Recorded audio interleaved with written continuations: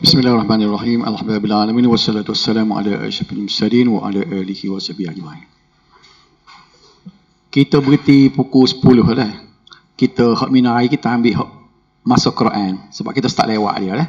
10 kita berhenti. Kalau kita berhenti 5 minit ke 10 sebab lewat dah ni. Baik, sikit lagi kita bincang dalam ni.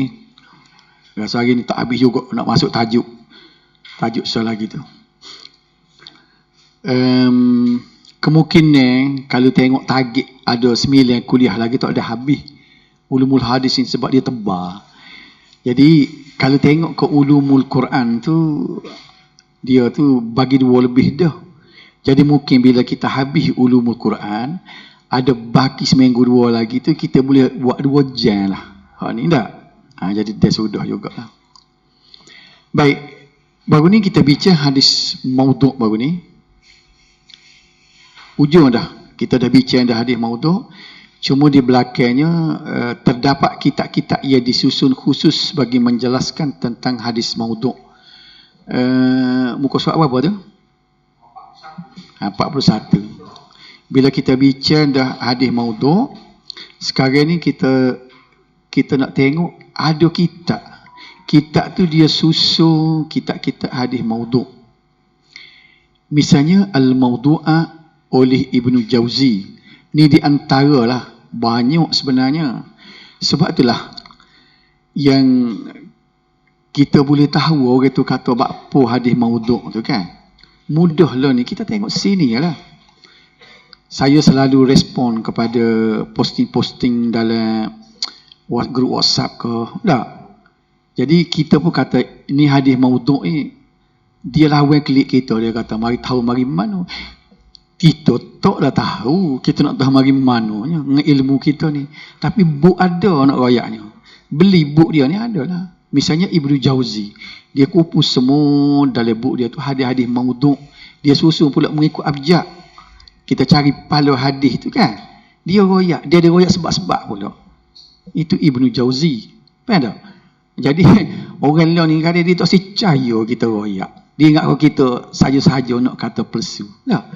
Kita pandai serius sebagaimana dalam kuliah baru ni saya sebut hadis maudhu' ni tak boleh nak main-main kan. Haram, dosa.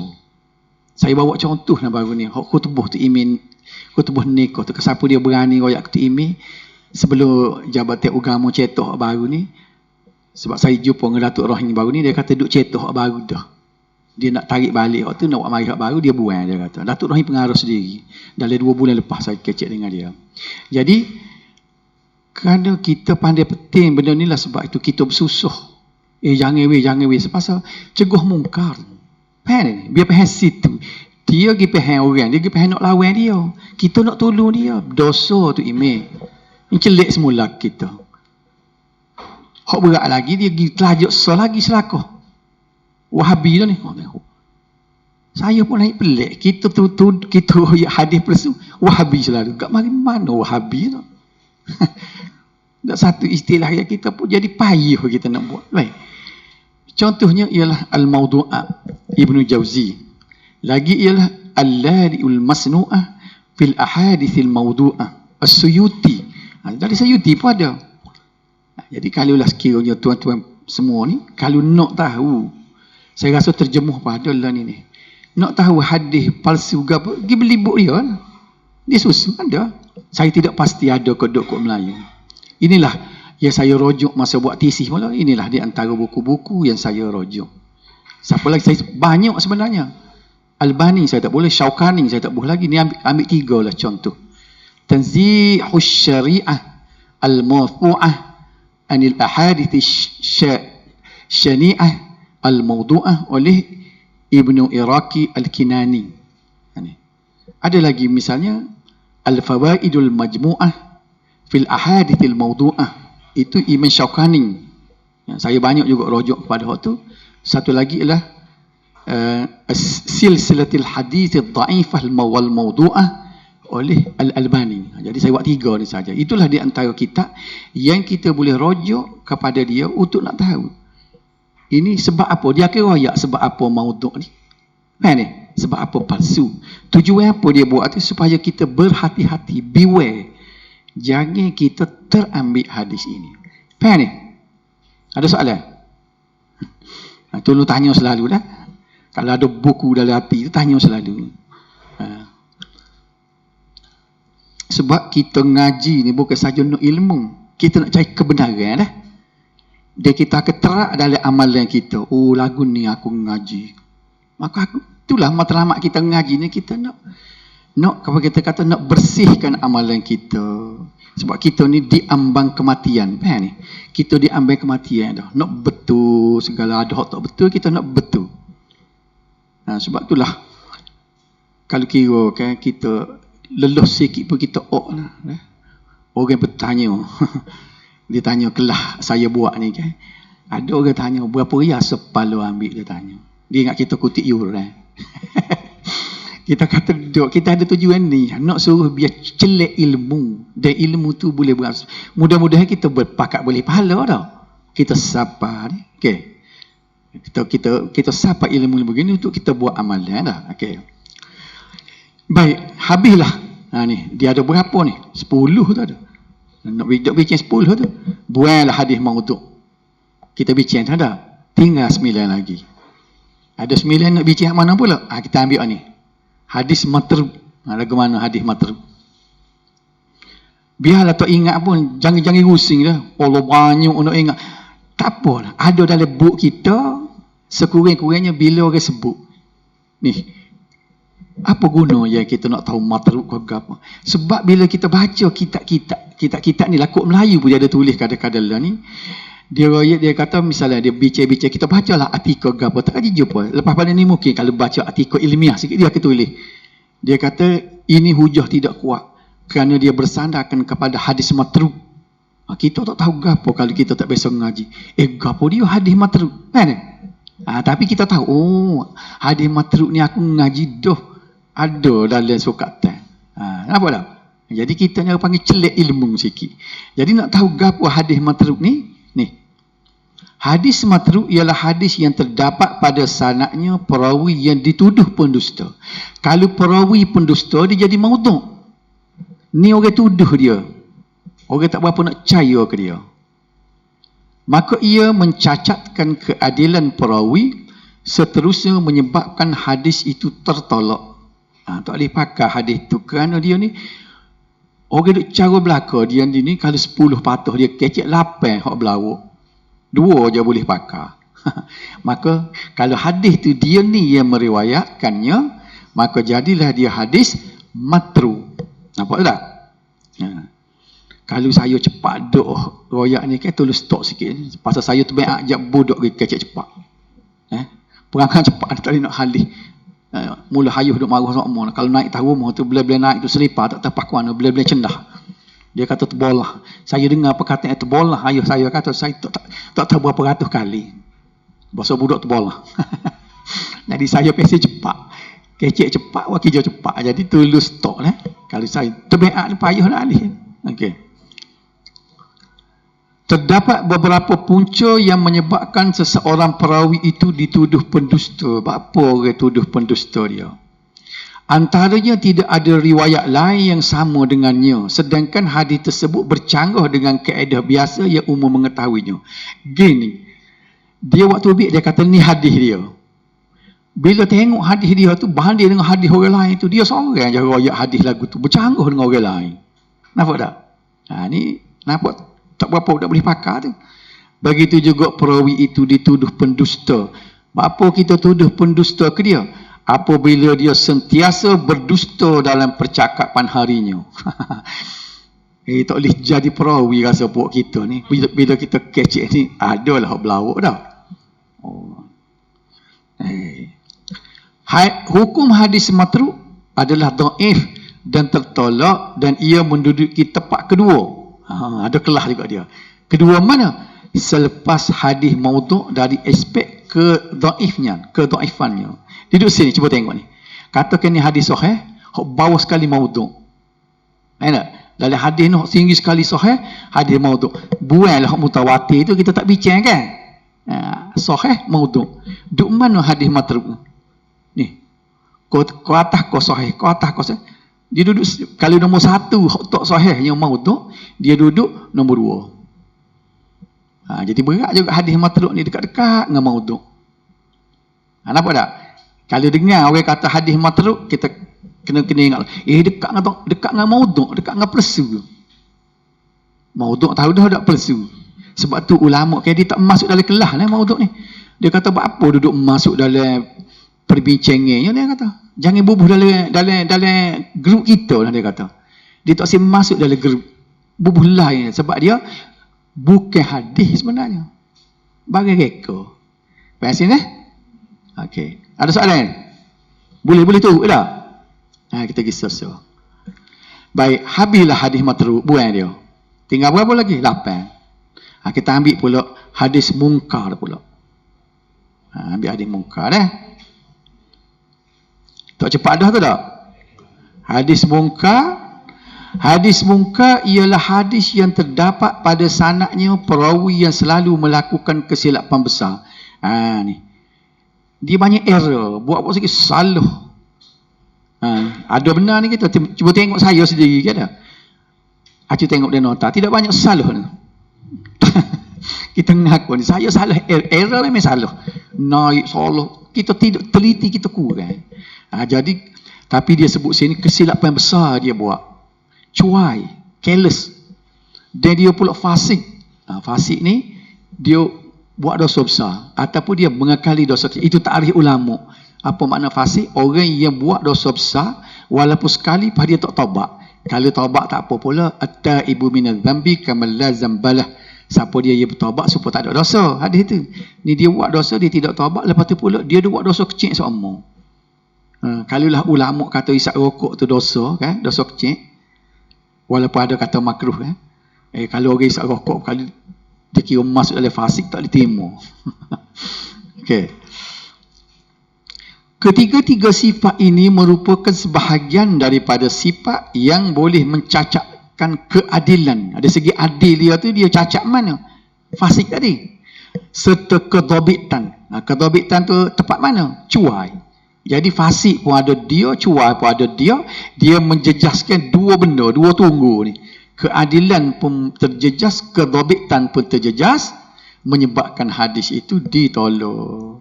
Lawan hadis mungkar ialah hadis ma'ruf dipanggil. Kadang-kadang dia tulis hadis ma'ruf nak lawan mungkar.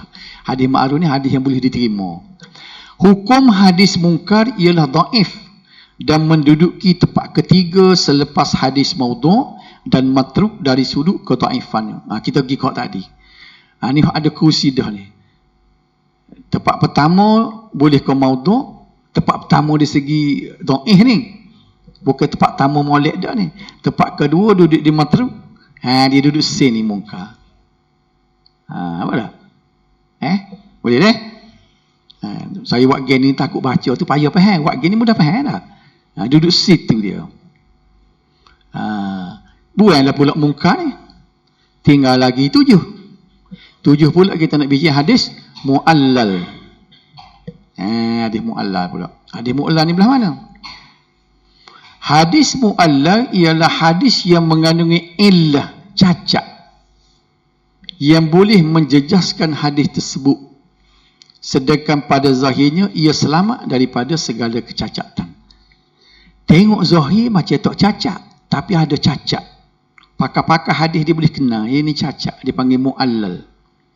Punca hadis tersebut diklasifikasikan sebagai hadis mu'allal ialah kerana ia mempunyai illah, cacat yang tersembunyi dan boleh menjejaskan kesahihannya. Illah tersebut pula sama ada pada sanad atau matan yang berpunca daripada diri perawi yang mempunyai sifat ragu-ragu atau tidak konsisten. Hukum hadis mu'allah ialah dhaif dan tertolak. Dhaif lagi. Duduk dalam memelah dhaif sebab kita bincang apa hadis dhaif ni kan. Jadi sementara kedudukan dalam senarai hadis-hadis dhaif ialah ia menduduki di tempat keempat selepas hadis maudhu', matruk dan mungkar. Klik kini semula boleh ke dia nombor 4. Bawah sekali maudhu', matruk, mungkar, mu'allal. Baik dah. Okey. Habis hadis mu'allaq kita buang dia. Tinggal ni. Nak habis dah tu. Apa pula kita nak bincang? Hadis mudraj. Hadis mudraj. Hadis mudraj ni, hadis mudraj ialah hadis yang diubah suai sanaknya. Ni. Dia tengok sanak tu dicabut hak ni, buh hak ni, ditokok tambah pada matannya. Ataupun dia tengok matan hadis dia baiki situ. Dengan lapas yang bukan daripada yang asal, tetapi meletakkan pemisah antaranya dengan teks asal. Hadis mudraj terbahagi kepada dua, iaitu mudraj sanak dan mudraj matan. Apabila perubahan berlaku pada sanak hadis, ia dinamakan mudraj sanan. Sebaliknya, jika perubahan berlaku pada matan hadis, ini dinamakan mudraj matan. Mudraj matan pula terbahagi kepada tiga. Mudraj yang berlaku pada awal matan, pertengahan matan dan akhir matan. Tapi walau macam mana pun, kalau orang biasa, orang beki tu berlaku pada mudraj di akhir matan. Dia beki situ tu. Jadi bila beki sini, punah sini, maka dia jadi dhaif. Hukum mudraj adalah haram berdasarkan ijma' ahli hadis dan fiqh. Hukum hadis mudraj adalah dhaif. Jadi dalam susun ni hak tadi tu, ulama dia tak sebut dah. Maknanya dia kira beratas ke bawah dah. Hak ni kan, tak ada kata duduk nombor 5 hak tadi. Kan ni? Hak 1, 2, 3, 4 tadi ada. Jadi hak ni mudraj ni, dengan hadis hak kita nak bincang akan datang tu, boleh kata sama tarah. Apa ni? Tempat tu tak ada dah tu dia ni. Bagaimanapun mudraj yang dilakukan dengan tujuan penjelasan terhadap perkataan gharib diharuskan. Ada juga mudraj yang diubah tu kerana dia nak hura matan tu tak apa. Kadang-kadang hadis tu dia hadis bunyi gini, dia takut orang tak faham, dia hura dalam matan dia. Itu boleh kan? Baik, bila habis hadis mudraj, jadi gini saya nak kata tadi, kita tak bubuh dah. Dari segi susun ni merebut piala tak ada dah. Macam tadi nombor 1, nombor 2, 3, 4, sebab dia kira satu taraf. Satu kelah berlaku kan? Dia beri hadiah kat nombor 4. Hadiah nombor 5, 6, 7, 8, 10 tak ada hadiah. Okay. Kita buang hadis mudraj, kita pergi pula kepada hadis maklub. Hadis maklub lagu mana? Hadis maklub ialah hadis yang berlaku pertukaran atau perubahan perkataan, sama ada dalam sanad atau matan, dan sama ada didahulukan atau dikemudiankan perkataan tersebut. Dia tukar perkataan. Maklub ni makna bertukar. Sebab tu jatuh hati kita, dia panggil qalbu, tidak qalbu kan? Sebut molek dia qalbu. Kalau kalbu jadi anjing. Kalb. Bahasa Arab kalau kalb huruf ka. Anjing. Tengok jauh tu kan bahasa Arab. Sebab tu orang kena sebut molek, sebab tu Quran kalau salah sebut dia jadi tak baik. Nampak tak? Qalbu dengan kalbu. Qalb hati. Dia beza huruf depan je, qaf dengan ka. Kalb anjing. Kalau kita goyak, kita salah kecek ngeran. Anta mislu kalbi, dia kata. Kita nak kata awak umpama jantung hatiku dah. Kita kata anta mislu kalbi. Maksud dia awak ni umpama anjingku. Tidak maksud kan? Qalbi. Baik, saya nak goyak saya ni perkataan qalb, hati tu. Dari segi falsafah, sumiyal qalbu qalban. Ini dari segi istilah ni, bukan hadis ni. Orang-orang ahli bahasa sebut sumiyal qalbu qalban likasrati taqallub. Apa makna? Dinamakan hati itu qalb kerana dia banyak terbalik-balik. Tuhan beri nama hati kita ni manusia jenis benda yang berbalik-balik. Tengok hati kita tidak terbalik. Sekali rajin, sekali malah. Sekali percaya, sekali tak percaya. Sifat hati tu memang belah tu. Jadi hadis makhluk ni, mari situlah hadis yang terbalik-balik. Faham ni? Ini segi istilah dia. Hadis makhluk terbahagi kepada dua jenis, iaitu makhluk sanad dan makhluk matan. Sekiranya perubahan berlaku, perkataan berlaku pada sanad, ia dinamakan makhluk sanad, dan sekiranya perubahan berlaku pada matan, hadis ini dinamakan makhluk matan. Perubahan tersebut sama ada dengan mendahulukan yang kemudian dan sebaliknya, atau menggantikan perkataan asal atau perawi asal dengan perkataan lain atau perawi lain. Okey. Hukum maklub dengan tujuan mengelirukan pendengar adalah tidak harus kecuali dengan tujuan untuk menguji. Boleh nak teh. Kita nak teh orang di ni faham ke apa ni, hafal ke dak hadis ni, kita pun baca balik. Nak teh dia kata la bukan lagu tu, dia pun baca balik. Dia baca betul semula. Awak betul. Jadi tak apa kalau kita dengan tujuan menguji. Sementara hadis maklub adalah dhaif dan tertolak. Habis hadis maklub, kita buang hadis maklub dah. Kita nak tengok pula hadis al-mazid fi muttasilil asanid. Al-mazid maknanya tambah, fi muttasilil asanid, pada sanad yang bersambung. Al-mazid fil muttasilil asanid. Maksud al-mazid fi muttasilil asanid ialah hadis yang ditambah perawi pada pertengahan sanad yang pada zahirnya menampakkan ittisal atau bersambung. Ni dia ada perawi 1, perawi 2 nak sampai ke dia tu, dia pun tengok.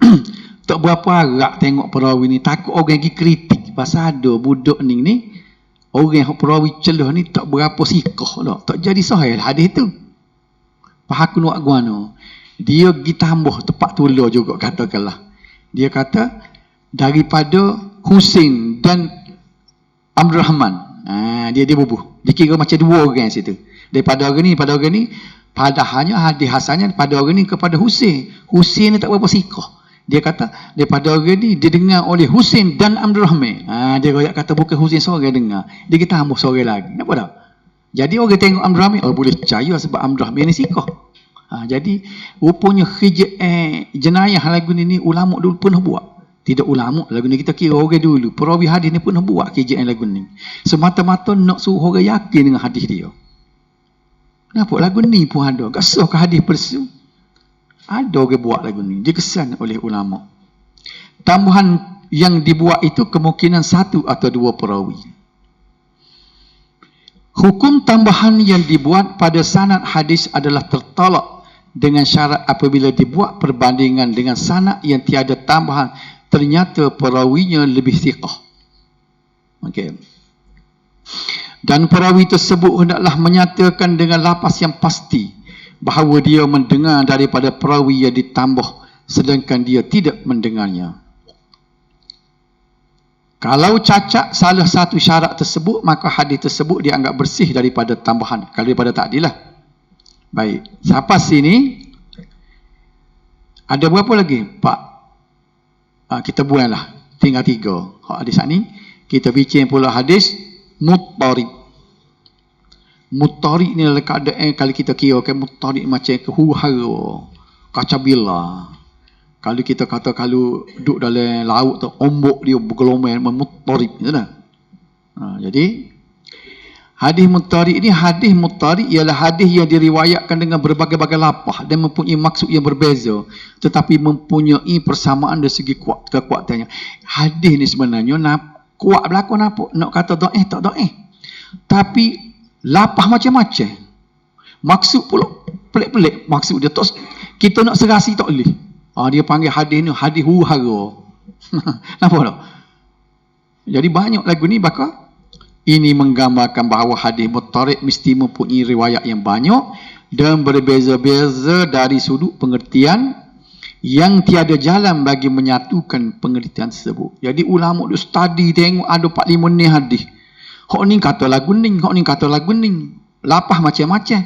Tapi nak satukan dia tu tak boleh. Nak cari satu jalan tengah tak boleh nak buat. Maka dia panggil hadis lagu tu hadis.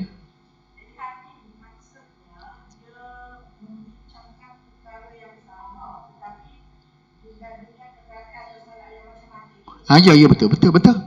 Katakan dia bincang dengan satu bab tajuk kita kata fadilah sembahyang solat awal waktu misalnya.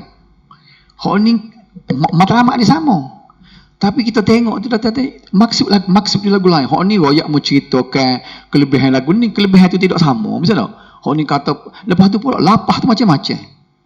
Jadi ulama nak cari satu hadis, nak ambil jalan tengah tu. Kalau lagu ni dia kata tolak belaka. Kalau duk balah belaka, buang belaka. Tak boleh nak baik. Kan tu? Okey.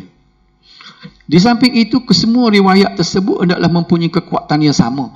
Kalau ada dhaif dengan hak hadis hasan tu, hak lagu ni boleh. Walaupun macam-macam, kita buat hak dhaif. Ni nak buat tak boleh, sama kuat dua ni. Sama gagah. Kata hadis hasan berlakon. Tapi nak serasi tak boleh. Hak manusia nak pakai ni. Itu juga ditolak. Tapi ditolak macam ni. Sebab tu ada ulama baru pula. Hadis-hadis dia ditolak. Dia ambil, dia tengok semula. Kalau dia jumpa lah satu kaedah. Macam Bukhari kan. Walaupun berapa ratus ribu hadis.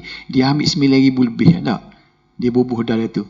Jadi hak dia tinggal ni orang kaji semula. Apa Bukhari tolak? Sebab buat masa tu dia kata aku tak boleh ambil ni buat sahih. Tapi dia kata aku tidak kata hak aku buat ni tak sahih. Tapi aku tak ada cek, dia kata. Faham ni? Macam tadi lah, kalau dia tengok tu tak boleh nak serasi. Tapi kalau ada ulama kemudian dia tengok, oh kita boleh serasikan dia.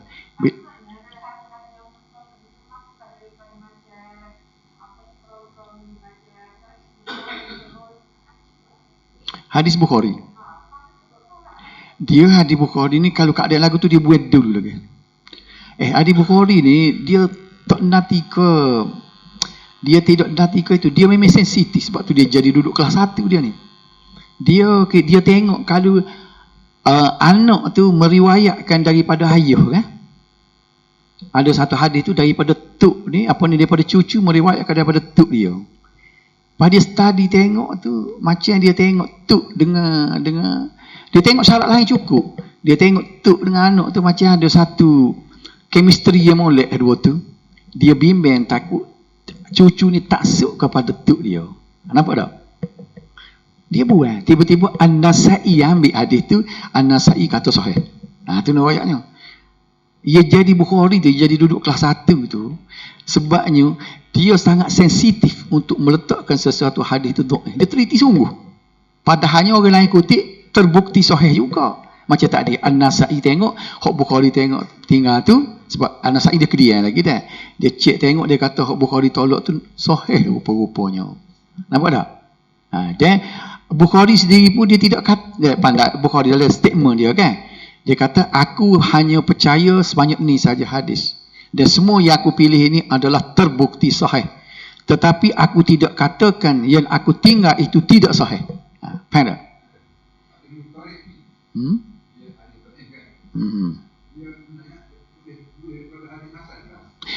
Dia gini, dia asalnya hadis tidak dhaif. Katalah hadis hasan. Ia jadi dhaif dia kerana kaca bila. Dia jadi hundur lah. Kerana kaca bila tu boleh hundur. Kalau hak dhaif berlaku seni pula kita pakai dia sendiri gitu, dia mesti ada kes lain tu. Dia sebenarnya gini, pada asalnya kata 5 hadis ni nak bubuh dhaif, mana-mana hak tadi kan tak boleh bubuh. Nampak sahih dia ni kan. Tapi dia jadi dhaif tu kerana muttarid. Sebab muttarid dia menjadikan dhaif. Tengok mana teliti ulama dah. Dia hundur. Dalam kalau dia mencapai sahih, ya orang tak boleh cabar, tak apa. Ya biasanya lagu ni hadis hasan. Pekat ni dekat-dekat, maknanya dia tidak nak kata dhaif pun tidak dhaif benar ni asalnya. Ya sepatutnya dia boleh naik. Tapi oleh kerana dia tu kena duk berebut. Kayak benda sikit dia pakat berebut, dia teruk belakang. Kita tengok sini ni dia Al-Imam Tariq ni dia ditolak juga. Tengok ni. Tertolak. Hukum hadis muttari adalah dhaif dan tertolak. Tak dipakai. Kerana tiada keselarasan.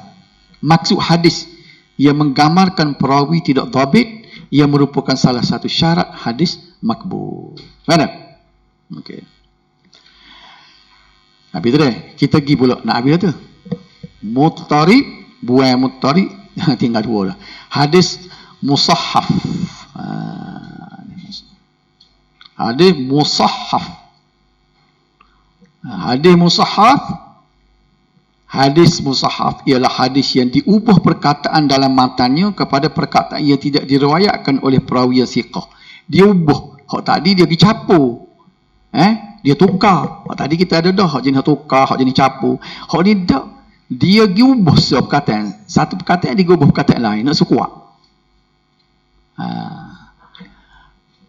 Ia diubah perkataan dalam matannya kepada perkataan yang tidak diriwayatkan oleh perawi yang siqah. sama ada perubahan tersebut dari sudut makna atau lafaz hadis. Dia pergi ubah. Perubahan atau tasrif ini juga boleh berlaku sama ada pada sanad atau matan hadis.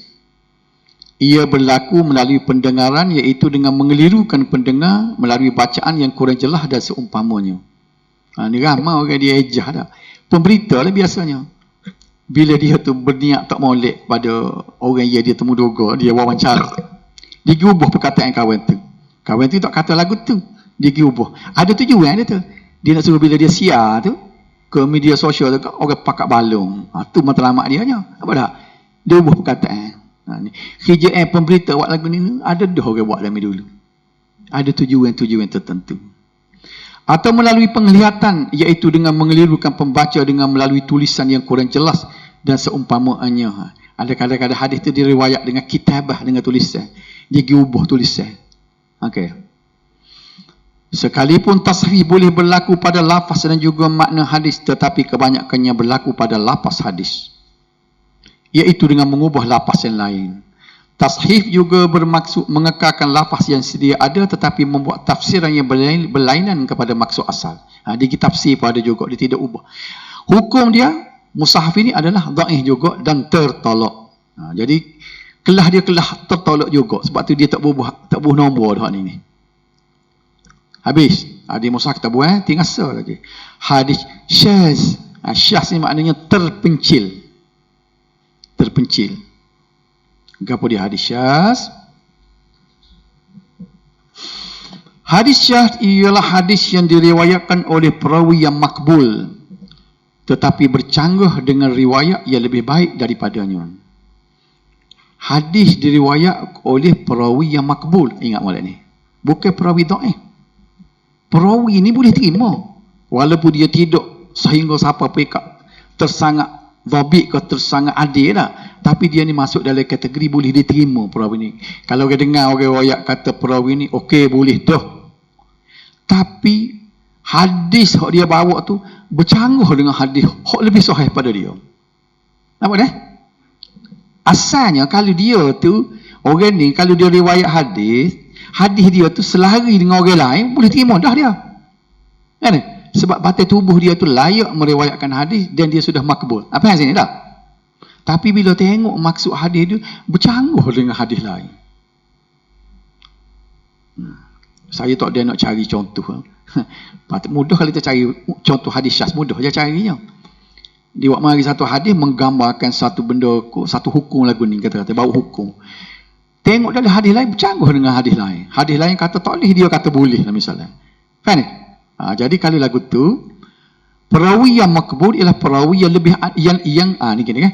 Perkataan lebih ni saya tersilap. Jadi serupa ni. Ni perkataan lebih ni cuba buai tu potong. Perawi yang makbul ialah perawi yang lebih adil, bukan lebih perawi yang adil dan tabi'in. Tak ada lebih. Makbul, kalau perawi yang lebih adil itu dia panggil siqah pula. Siqatun siqah. Tapi hak ni dia just adil dan dhabit saja dia. Dia adil, dhabit tapi tidak cemerlang, tidak excellent. Adapun perawi yang lebih baik daripadanya ialah perawi yang lebih dhabit dan lebih banyak bilangan atau seumpamanya. Hak ni baru lebih. Jadi bila bertemu dengan demon ni, kena tolak hak dia lah. Kan tak? Ada dua. Dia riwayat lagu ni, orang ni riwayat lagu ni. Apa belagu dua ni tak serupa ni. Maka dia tilik atas batin tubuh perawi tadi. Siapa yang lebih adil dan lebih dhabit. Jadi orang panggil syaz hak dia ni. Syaz atau keganjilan boleh berlaku pada sanad dan juga pada matan. Lawan kepada hadis syaz ialah hadis mahfuz, iaitu hadis yang diriwayatkan. Jadi mahfuz ni tidak masuk dalam dhaif lah. Yang diriwayatkan oleh perawi yang lebih siqah dan bercanggah dengan hadis yang diriwayatkan oleh perawi yang hanya siqah saja. Dia ni siqah. Dia ada dalam istilah dalam rijal, dalam kitab rijal ni kan, dia sebut nama perawi, dia tulis siqatun siqah. Dua kali perkataan. Hak seorang ni siqah saja. Misalnya kalau kita tengok dalam Takribut Tahdzib, Ibn Hajar Al-Asqalani buat kitab dia tu kan, Disebutlah nama misalnya Abdul Rahman bin Gapo dah. Dia tulis di belakangnya tu perawi ni siqah dia tulis. Kita belik orang lain pula disebut nama seorang ni siqatun siqah. Dua kali dia tulis. Kan eh? Jadi kalau dia tulis siqatun siqah tu maknanya siqah, lebih siqah. Jadi sebab tu dia kata kalaulah perawi ni kita tengok perawi ni siqah tapi dia bawa hadis tu bercanggah dengan hadis selagi. Kita tengok pula hadis ni. Hadis ni perawi dia siqatun siqah. Nak pakai hak mana ni? Kita kena tolak dia, kita pakai siqatun siqah. Jadi hak tadi, hak kita tolak tadi, asalnya perawi siqah, tapi apa kita tolak juga? Kerana dia syaz. Mana alasan dia? Itu cara metodologi. Ada. Misalnya dia kata dia ni bawa hukum seolah-olahnya benda tu harus. Hak ni bawa hukum makruh misalnya. Dia tidak sebut dalam hadis, tak sebut hadis. Jadi seolah-olah kita dia perawi ahli hadis baca, dia tengok hadis ni dia kata seolah-olah amal ni adalah sunat dia kata.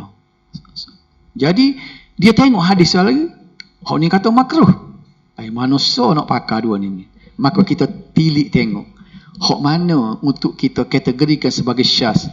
Apabila dia tu siqah saja, hak ni siqatun siqah. Kan apa tak?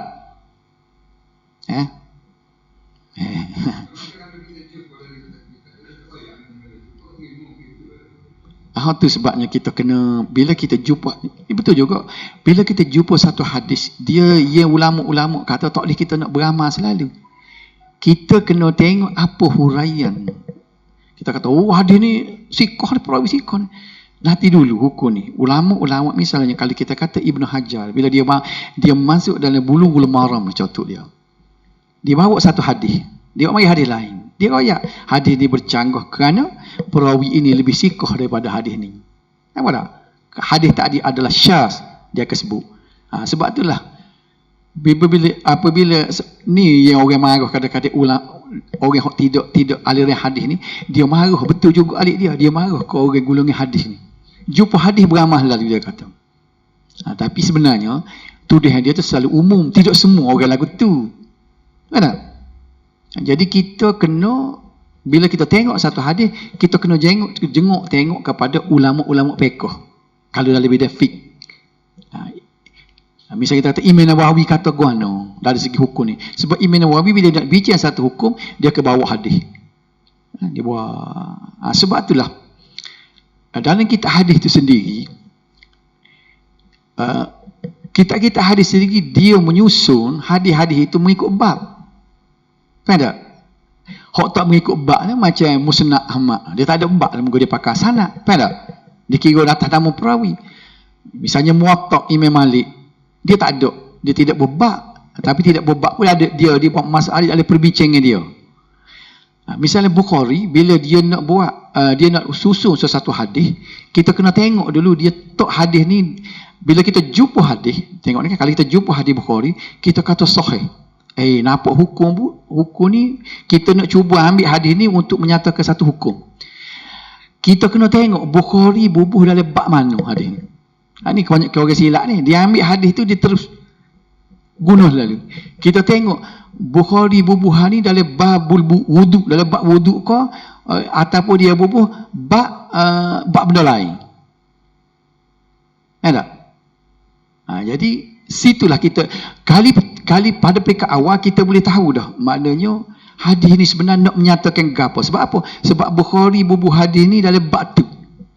Okey.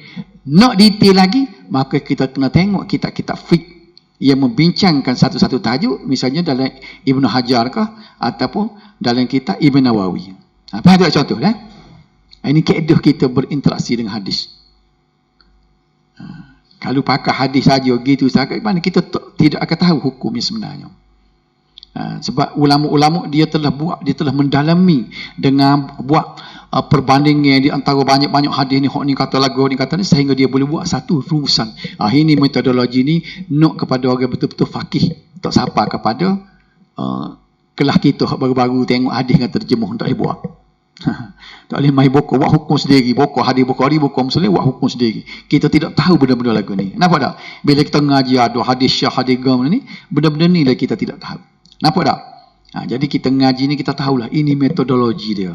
Cara kita untuk nak istimak satu hukum. Ada soalan lagi? Tak apalah, saya suka tanya gini, menunjukkan bahawa benda ni masuk dalam dah ni. Jangan duk kecek sorang.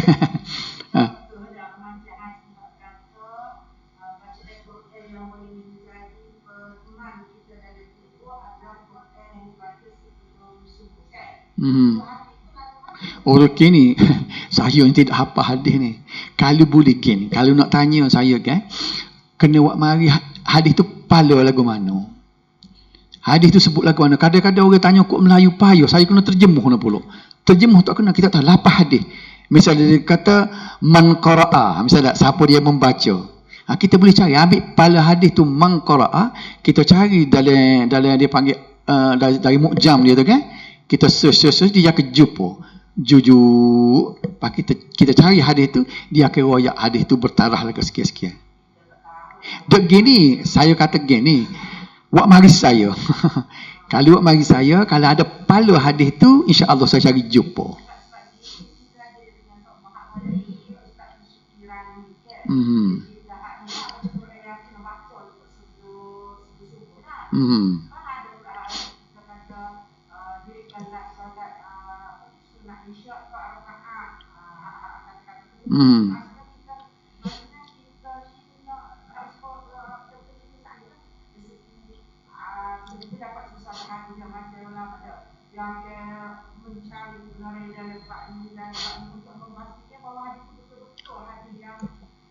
Boleh diguna sebagaimana kehendak dia. Kalau macam hadis tadi kita tak payah cari sebab dia tidak menentukan hukum. Dan dia untuk amalan. Cuma kita nak tanya, bila dia kata, saya sebut contoh dah, macam saya sebut tadi, hak tu memang ada sungguh lah. Siapa dia boleh semaya ba'diyah isya ke 4 rakaat. Kalau mengikut hak dia yang di muakkadnya, dia sesuai je kan. Tapi ekstra. Memang hadis itu memang ada sungguh. Tapi macam lagu ni kita tak payah gigit banding adakah boleh pakai kau tak, sebab dia tidak menjelaskan hukum. Asalkan hadis itu sahih, maka dia tu hanya menggambarkan, sebab hukum dah ada. Hukum sunat sembahyang lepas isyak tu memang ada, tu muakkad. Cuma jumlah rakaat tu yang menceritakan boleh pahala sikit-sikit, tu tak payah cari, cuma sahkan hadis tu sahih ke tidak. Faham tak? Kecuali kalau dia menyentuh soal hukum, tu baru kena tengok. Supaya semayang Zuhur, hak ni hak jaga orang buat. Hak ni memang sahih. Siapa dia semayang 4 rakaat, 2 rakaat Zuhur. Lepas semayang Zuhur, semayang pula 2 rakaat bak dia 4, kau boleh 4. Dia tidak disentuh oleh neraka. Hak tu memang hadis sahih. Sebab tu kita tak sibuk buat tu, tak jadi tak buat. Pasal sahih. Katanya Ummu Habibah, isteri Nabi, setelah aku dengar Nabi kata lagu tu, aku tak berhenti amal siapa learning, dia kata. Masa tu dia nak amal tua tu. Aku telah amalkan dia sehingga sekarang, dia kata. Siapa dia nak amal tu boleh lah. Jadi banyak pada Zuhur pula, 8 rakaat pula. Sebelum lepas orang band tu, kita semayang. Lepas wisalah, semayang pula so. Lepas tu, sudah wirid doa apa semua, semayang pula 4 rakaat.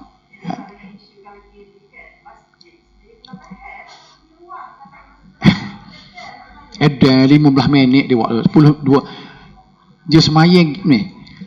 Saya akan sebut lagu ni kan, ada tempat-tempat yang dia tidak berapa apa ni, galakkan kita semayang panjang. Ada semayang sunat ni dia tidak suruh kita semayang panjang. Tak suruh buat sujud panjang itu, dia suruh ringkas. Okay? Faham tak? Okey. Okey. Hak ni kita pergi lebih sikit dah.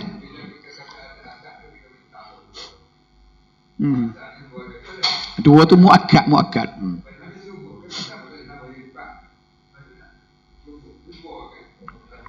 Sebab dia tak ada hadis apa. Macam tadi ada hadis, siapa dia semayang 4 rakaat. Hak subuh tak ada. Lepas tu pula macam semayang sunat sebelum subuh kan. Sahabat tengok tu Nabi tu memang ngimna dia walaupun ada ruang. Tengok pelik dah. Walaupun ada ruang, Nabi ambil masa untuk dia menyingging. Dia tidur. Sebelum dia tidur dulu. Dia tidak kata ada ruang banyak ni, orang nak komak lama lagi. Semaya juga duduk. Dan Nabi penuh semaya sunat subuh ni cepatnya. Sehingga dalam riwayat tu sahabat kata, Nabi ni desu ke baca tehoh, cepat duduk. Tehoh boleh berasa macam tak cepat. Tak? Jadi benda ni ada. Kalau dia saya ada sebut depan sikit dah. Benda ni. Okey, faham sini tak? Tuhan tu tak ada hak. Tu cerita lah yang Tuhan. Tuhan tak apa ni. Nanti kita bincang soal tadi kan. Selain hadis-hadis di atas, terdapat lagi hadis dhaif disebabkan kecacatan yang terdapat pada. Selain pada 10 perkara tu, dia kata ada juga dhaif sebab lain. Tapi dia tidak diberi nama khusus. Tak ada nama dia. Antara sifat-sifat lain yang menyebabkan keadilan dan ketabitan perawi seterusnya menyebabkan hadis yang dhaif dan tertolak ialah kejahilan identiti perawi. Kita tak tahu, tak kenal. Dia sebut situ rajulun majhulun, lelaki yang tidak dikenali. Tak lihat tu. Siapa dia ni? Dia pun tulis situ misalnya Daud Al-Qatiri misalnya. Daud duduk tega. Tak kenal apa dia ni dah. Ke mana dah? Sama ada kejahilan tersebut disebabkan tidak ada perawi lain yang meriwayatkan hadis daripadanya kecuali seorang sahaja yang menyebabkan dia tidak popular. Orang tak kenal dia. Dan tidak dikenali ramai ataupun terdapat 2 atau lebih perawi yang meriwayatkan hadis daripadanya tetapi beliau tidak taufiq. Tak ada orang mensikuhkan dia. Iaitu tidak ada credibility. Ni hadis ni tolak. Kalau rajulun majhulun, lelaki yang tidak dikenali. Kedua-dua riwayat tersebut adalah dhaif dan tertolak. Di samping faktor di atas perawi yang tidak dinyatakan namanya dengan jelas dipanggil mubham, kesamaran, dikategorikan sebagai perawi yang majhul dan tidak dikenali. Tetapi ada juga ulama yang memberi nama khas kepada hadis seperti ini dipanggil hadis mubham. Ada juga istilah ni ulama sebut. Baik. Jadi hukum mubham ni dhaif dan tertolak sehinggalah nama yang dinyatakan. Kalau ada orang mai royak nama dia ni hak sama ni ada nama sebenarnya. Tak apalah. Okey. Banyak dah kita ngaji hadis ni reti banyak dah. Tidak reti banyak dah. Faham banyak ni hadis kita ni. Kedudukan hadis lah mana ni dah. Selain faktor di atas, faktor bid'ah. Ni soal lagi dah. Juga boleh menyebabkan riwayat tersebut perawi itu ditolak. Bid'ah apa tak boleh? Gapo dia agak bid'ah ni? Cuba tengok ni. Maksud bid'ah di sini ialah, dari itu ada tak? Mengadakan sesuatu yang baharu dalam agama tanpa bersandarkan nas, sebaliknya bersandarkan hawa nafsu semata-mata. Ni orang panggil bid'ah ni bila benda tak ada nas. Dia pergi buat sendiri. Kalau kita tengok ni ramai orang keliru. Bila kata bid'ah, dia kata semua agama ni dia kata tak ada bid'ah. Ngatik dia kata. Walaupun Nabi tak ajar, salah kau ngatik dia kata. Zikir, apa kelirunya? Baca Quran, dia kata. Tak. Jadi, dia sebenarnya tidak faham apa bid'ah. Sehingga ada seorang orang mengajar tu, dia kata. Orang tanya dia tidak bid'ah kau tu, apa dia bid'ah? Dia kata bid'ah ni supaya ajak orang kita tengok konsert, tak siwi orang ke sembahyang Jumaat. Tu tukar, tu bukan bid'ah, tu mungkar.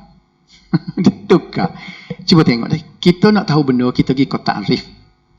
Ni saya ambil dah pengertian bid'ah. Ni untuk ni buka tak ada sini, cuba ambil ni.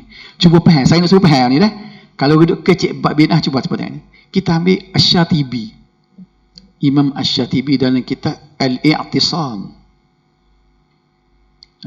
Ni kalau tidak ingat betul ambil perhatian. Kalau orang kata bid'ah kita faham ni tengok.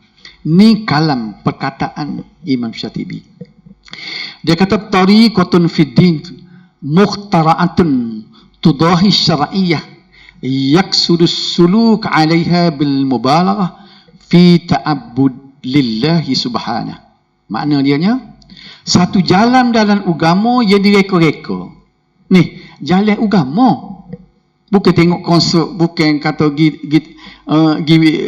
apa ni kata minum daun ketung apa dah.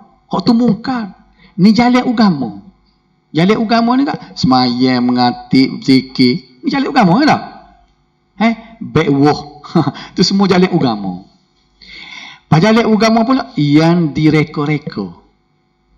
Reka ni mana hak Nabi tak ajar. Dia pula menyerupai syariat. Orang tengok sebab syariat juga. Duk ramai-ramai berzikir ke apa? Ya Hanana dah. Nabi tak ajar. Apa ke dia je? Salah ke? Dia kata. Betul tak sini? Jalan agama, yang dia reka, nampak supaya syariat. Apa tujuan dia reka? Itu bukan nak seronok-seronok. Bertujuan untuk amalan yang berlebihan dalam beribadat kepada Allah. Nak cari ekstra. Mari kita beri pungpok kita buat satu amalan apa? Boleh pahala lebih. Dia reka lah pahalanya. Maka sinilah tubiknya hadis-hadis palsu. Dia reka supaya nak justifikasikan amalan dia tu betul. Siapa dia duduk berhimpun dengan membaca 10,000 zikir sekian, maka fadilatnya sekian-sekian. Tengok nilai tubik hadis palsu ni, faham tak? Apa yang makna dia? Makna bid'ah lagu tu. Baik. Bila kita faham makna dia, pengertian dia, kita nak faham sungguh biasa benda ni, kita tengok contoh tak? Faham tak? Kayak cikgu mengajar ke apa, dia buat satu formula ke apa. Kita pun nak tak faham. Acik contoh. Tidak gitu ni. Tengok kita nak tengok contoh. Saya nak bicara contoh. Ia orang kata bid'ahnya lagu mana. Tengok nampak dia lagu mana. Ni. Contoh amalan bid'ah. Ni. Rawahul Baihaqi fi Sunanil Kubra. Imam Baihaqi buat dalam kitab dia. Imam Al-Baihaqi juga perawi hadis juga ni kan. Tapi hadis dia hadis duduk di kelas 4. So, 3 duduk kelas 3. Hadis kelas 3. Bila hadis kelas 3 ni banyak orang dalam kitab dia. Dia sebut sini ahli bagi kata ra'a Sa'id bin al-Musayyab rajulan yusalli ba'da tulu'il fajri aksar min rak'atainin wa yuksiru fiha min ar-ruku' was-sujud. Fanahahu faqala ya Aba Muhammad ayu'adzibuni Allah 'ala as-salah. Qala la walakin yu'adzibuka 'ala khilafis sunnah. Qala Az-Zahabi, Imam Zahabi kata isnaduhu qawi. Dia kata sanad ni kuat. Wa sahahul Albani, dan Albani kata hadis ni sahih. Dia kena kata gini bila pasal apa? Bila hadis riwayat Baihaqi. Pasal hadis saya duduk kelas 3. Sebab tu kalau kita tengok hadis Baihaqi ke Daruqutni ke hak tak ada dalam kelas hadis tu, dia kena bawa tu dia kena royak. Ada orang nilai hadis tu. Jadi hadis yang Baihaqi bawa ni dinilai oleh Az-Zahabi. Az-Zahabi kata sanad dia kuat, boleh percaya. Faham tak? Kalau dalam Bukhari Muslim kita tak payah kata hadis sahih tak sahih. Dia sebut sahih Bukhari dah. Ni Baihaqi bawah pada Tirmizi lagi. Bawah pada Abu Daud lagi. Jadi bila Baihaqi ke Daruqutni, dia kena ada orang royak. Hadis ni setara mana kedudukan dia. Jadi sini Az-Zahabi kata hadis ni kuat. Faham ni? Dari segi metodologi dia. Lepas tu Albani kata hadis ni sahih. Jadi boleh pakai lah dia dah. Gapo makna hadis tadi? Diriwayatkan oleh Al-Baihaqi dalam As-Sunanul Kubra. Sa'id Al-Musayyab. Siapa dia Sa'id Al-Musayyab ni? Kalau kita ngaji dalam hadis tadi, Sa'id Al-Musayyab ni di golongan tabi'in. Orang yang di kalangan ulama hadis pertama dulu. Dia sekali dengan Hasan Basri apa semua. Tabi'in kan? Tabi'in ni kena ingat, lepas pada sahabat tabi'in. Orang akan hormat kepada tabi'in ni, pandangan dia bawah sikit pada sahabat. Sebab dia orang ni dia ngaji sahabat tu guru dia. Sama ada dia ngaji dengan Sayyidina Umar, kalau dia ngaji dengan Abu Hurairah, faham tak? Ni sebab tabi'in ni dia sikit bawa pada sahabat. Jadi segala tindakan dia orang tak boleh bahas. Jadi Sa'id Al-Musayyab ni dia melihat seorang laki-laki solat selepas naik fajar. Solat sunat subuh saya sebut tadi. Lepas orang bang, lelaki tu macam biasalah lepas orang bang nak ngati qamat tu, semayanglah dia sunat 2 rakaat. Faham tak? Apa yang dia buat? Dia semayang lebih daripada 2 rakaat. Dia semayang 4 sampai ni tu. Serta memanjangkan rokok dan sujudnya. Sujud pula panjang. Bersungguhlah nak ke agama. Ya tak? Kalau kita tanya sini, apa tujuan dia? Dia nak buat maksiat ke tak? Tak tak. Tujuan dia nak berlebih-lebih dalam amal. Nak cari lebih. Nak cari kelebihan. Tengok ni. Ni yang nak buat. Tak ada kesatu. Buat benda molek. Sa'id melarang. Hei, apa mu ni semayang gini mu ni? Tengok. Lalu lelaki itu berkata. Dia jawab balik ke Sa'id Al-Musayyab. Adakah aku akan diazab Allah semata-mata solat? Masuk neraka ke aku pergi semayang? Ni perkataan kita lah ni. Takkan masuk neraka ke ngatik dah tu. Royak kita semaya masuk neraka tak kena cara. Kan ada kan penceramah popular dalam itu. Takkan dia kata nak masuk neraka ke kita mengatik. Berjujuk di akhirat seksa. Malaikat tanya, "Apa tu jujuk masuk neraka?" "Ke ngatik weh," dia kata. Lepas tu kat pendengar dia tu kat, wah, sorok. Mungkin dia orang popular. Orang ramah follower. Dia sendiri tak sedar dia telah memesongkan pemikiran orang.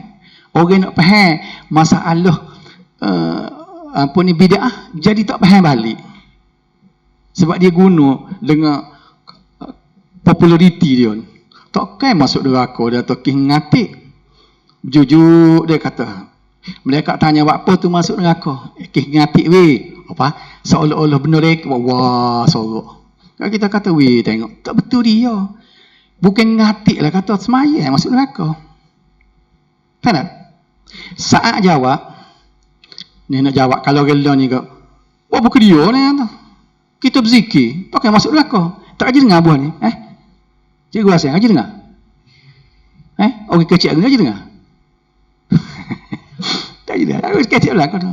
Takkanlah masuk neraka, kita berzikir, kita baca Quran. Kita duduk ramai-ramai, kita berzikir. Jadi bila dia kata lagu tu, Sa'id kata, tidak. Tetapi engkau akan diazab kerana menyalahi sunnah. Tengok saya warna kuning tu. Masuk neraka bukan ingat semaya. Bukan berzikir. Kita membuat benda tak serupa dengan sunnah. Lepas kita nak kata mana ni? Sa'id kata ni. Nah, ada siapa dia nak tanya? Siapa ni celah sini? Ada? Kerana menyalahi sunnah. Sebab Nabi dia, dalam riwayat dia sebut, dia kata rak'atain khafifatain.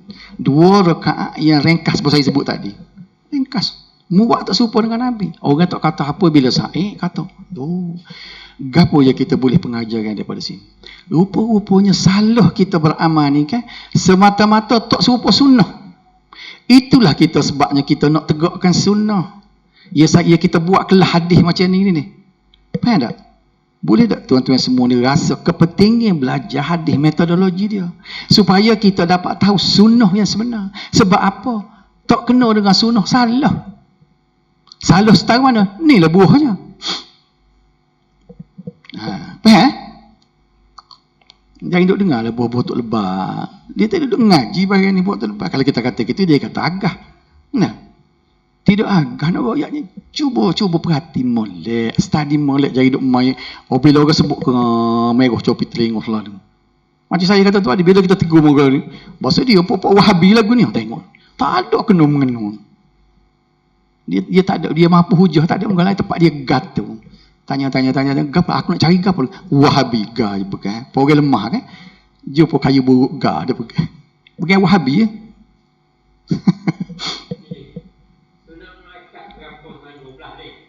10. Dia 20 tapi dia sebutnya apa ni yang jamhurnya yang 10. Tahu dah tu dah. Ia muakkad mana sangat-sangat dituntut habis-habis tak boleh buat. Bukan kata hak lain ada misalnya sunat sebelum maghrib. Nabi tanya ke apa? Nabi kata Nabi tak sembahyang. Nabi kata siapa nak sembahyanglah. Mana boleh? Mana tidak muakkad lah kata. Muakkad ni dituntut. Lepas maghrib 2, lepas isya 2, sebelum zuhur 2, lepas zuhur 2, sebelum subuh. Asal tak ada. Tapi ada kelebihan pula dalam hadis. Siapa dia semaya sunat 2 rakaat asal, ada kelebihan pula. Tapi tidak muakkad. Sangat-sangat dituntut. Jadi maknanya ada kalau orang dia nak meletakkan diri dia ni sebagai orang yang beramal kan, dia tidak akan tinggal muakkad. Kok mana pun dia tidak tinggal sunat muakkad ni. Jadi 10 ni jaga. Hak lain tu berasa ada masa buat. Boleh ingat asal ni? Mudah je lepas maghrib lepas isya. Lepas tu bila zuhur lepas zuhur.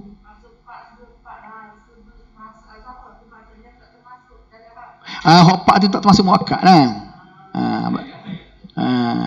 Tapi tak masuk pun dah ganjaran lepas daripada api neraka. Tak ada perjuangan kita sebenarnya nak lepas api neraka dah. Faman zuhziha 'anil nar faqad faz. Dalam Quran tu kan. Siapa dia lepas daripada api neraka, dia berjaya. Lepas bila berjaya, wa udkhilal jannah. Maksudnya syurga lah. Kita tak payah kata, ya Allah selamatkan aku daripada api neraka. Tak apa, dia selamat. Tuhan sebut dah. Bila selamat, wa udkhilal jannah lah.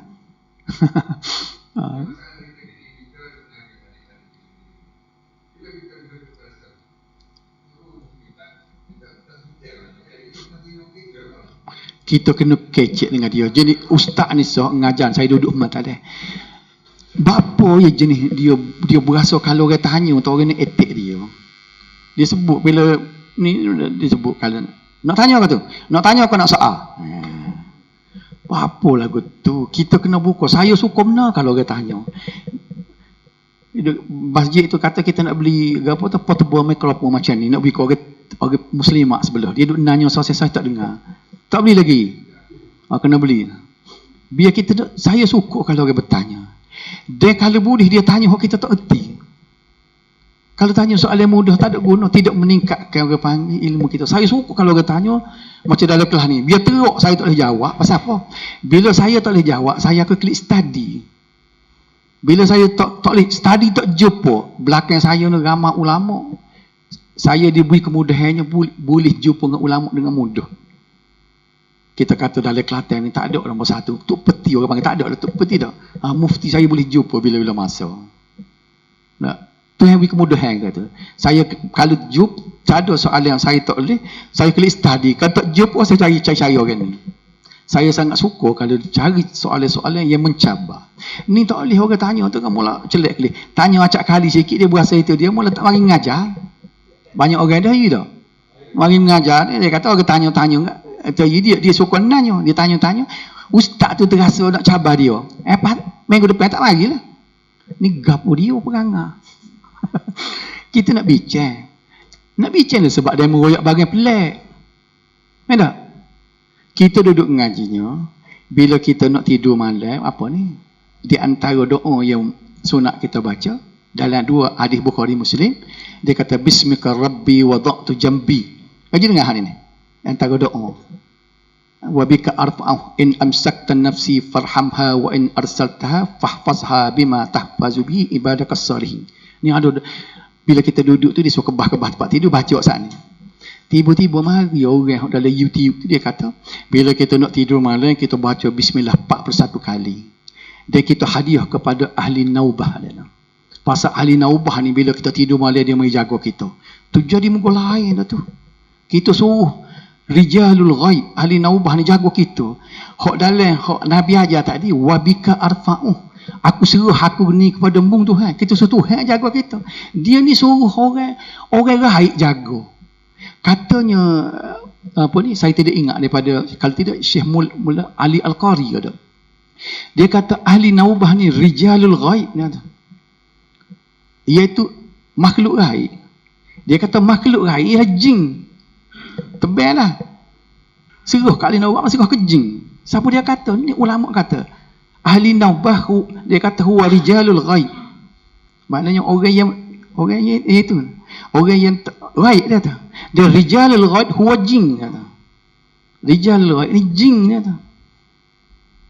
Mufti wilayah Persekutuan dulu Zulkifli, jadi ada lama baik saya baca. Dia kata berinteraksi dengan jin ni, dia kata boleh membawa kepada kesyirikan. Bukan main-main. Kita pergi ajar bagian lagu ni. Jadi bila ajar lagu ni, sebab dia ajar orang je dengar tu hanya mendengar sahaja, tak beranilah nak tanya, ni marah dia. Ustaz ambil mana Hosani Rijalul Ghaib ni? Ahli naubah baca 41 kali Nabi ajar ke tak? Dia jawab kan, ni mesti kali tanya dah. Allah orang lah ni kat cakap hadis lalu dia tu. Kalau tak cakap hadis lalu, cakap siapa? Ya kan? Sikit-sikit hadis sahih, sikit-sikit hadis sahih. Dia pun tang kita klik. Mengerti ke apa hadis? Dia beli kita balik. Bila ada seorang start dalam YouTube, dia kata, dia ajar orang, tengok dia soal lagi dia ajar. Dia kata, jangan tanya dalil. Kalau orang mengajar, jangan tanya dalil. Tidak beradab kepada guru. Betul. Lepas tu, ada seorang ustaz popular. Bila kita tanya, nak tanya dalil tu, mu tahu ke apa dalil? Apa dalil dari segi lughatan wastilahan? Dia nak ikut tu. Dari segi bahasa dia istilah. Apa makna dalil? Ma huwa dalil? Dia nak ikut akademik tu. Apa? Orang tidak nak tanya apa makna dalil. Sebab kita berasa tak puas hati pasal barang yang dia mau ajar tu nak tahu plesu. Kau benar sahih. Nampak asal ni? Macam saya sebut tadi, kata fi sahihaini, dalam hadis Bukhari Muslim ada menyebut idza awa ahadukum ila firashihi, apabila seseorang kamu pergi kepada tempat tidur kamu, dia suruh kita kebah-kebah, bacalah bismika rabbi sampai habis tadi. Siapa dia nak ni saya ayat lepas ni kan, klik amal malam ni nak tidur malam. Beda. Tengok ni metodologi kita ni. Kita pergi sekat orang, sekat tak boleh tanya, tak boleh apa-apa. Rupanya dia nak royak barang ngaru. Bila dia lontar barang ngaru, jangan tanya. Tanya tak ada adab. Apa lagu mana? Tapi dia, kita nak bincang, benda ni mari. Kalau berasa tak hati mari bincang, bukan kita nak berdebat. Kita tidak bincang, nak muzakarah. Oh, tak boleh muzakarah. Islam tidak menggalak ke perdebatan. Siapa kata berdebatnya? Dia pergi halih tajuk. Orang kata muzakarah, dia kata berdebat. Okey. Tadi lah. Aku nak tengok sekarang nak berhenti. Tak apalah. Kita berhenti sekarang tak apa dah. Kita berhenti sini lah. Kita back, saya berhentikan ni. Kita pergi ke Cikgu Bung nak tanya. Apa dia?